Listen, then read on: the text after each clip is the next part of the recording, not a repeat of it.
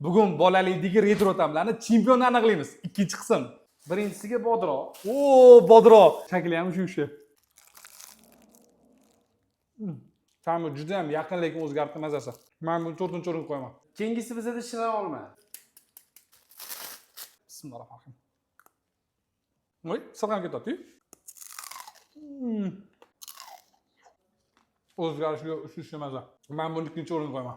M&M's yeganmisiz? Ha? Men bu o'zbekcha variant. Hammasini pochka olibsiz. Qayerdan topdingiz bularni? Bularni topish oson bo'lmadi. Bitta like bosib qo'yishar. 5-chi o'ringa qo'yaman. Teskari bo'lishga pulimiz yetmaganda shu narsani sotib olardik. Haqiqatda bor buni hozir sizga qanaqa tayyorlash kerakligini o'rgataman. Buni yaxshilab maydalab olamiz.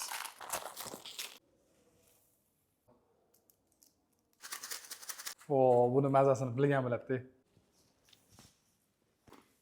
Pishirib yegan gijja bo'lasan deyishardi.